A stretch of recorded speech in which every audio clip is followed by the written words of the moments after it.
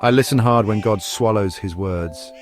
I have this theory that's been working in my goofy head over the last several years about birds. I wouldn't be surprised at all if that when we get to our new place after we die, that we might find out that birds here on Earth were not exactly what we thought they were. They seem to me to be sometimes like God's little messengers, or at least some kind of thought seeders. Like, for instance, sometimes their timing of when they dive bomb your car or poop on your truck, their timing seems very uncanny.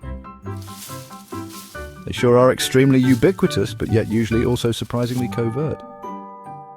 And Jesus sure seemed to like to mention birds quite often, famously saying, "Look at the birds," when he goes on to tell us not to worry. Is he giving us a clue at a way to commune with him? Is this thought bizarre? Yes.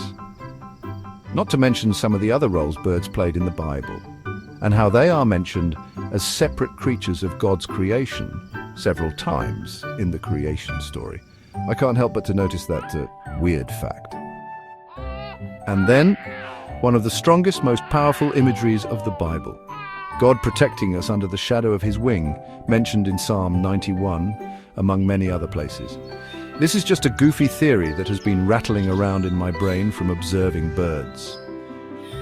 Or maybe a little birdie told me, LOL.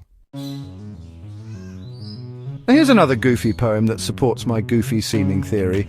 It is based upon an absolutely true experience.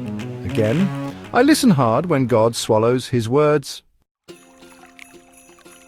I have this developing theory. I have no physical proof of such, but if we sit patiently and observe without any distracted fuss, seems that each of us can find a personal way that God uses to speak to us. A way that he does this without using his written word. Well, for me, it usually seems to involve a flying by bird. As I sit and contemplate my application of God's will upon my life, as I sail my way homeward on a cold, dark, rainy night, after several seemingly synchronous swallow swoops from starboard side across the bow of my gas-guzzling gravel grinder. As if I really need to, but do it anyways, in desert wanderer-like fashion. I test my theory, or maybe my Lord, when I say a little silent prayer on the order of, "Lord, am I just making something of this bird thing, or is it really you that is speaking to me? Hey, if you would, Lord, send another bird right now across my path." Less than 5 seconds pass, and my wife suddenly exclaims, "Wow, look at that suicidal bird. He just passed right over our window and almost hit us. Didn't you see it?" Calmly, but again amazed, I reply, No, I didn't." And then to myself, "Thank you, Lord." Now, what exactly is it that you're trying to say to me in this particular way, Lord? But I'm pretty sure that I know.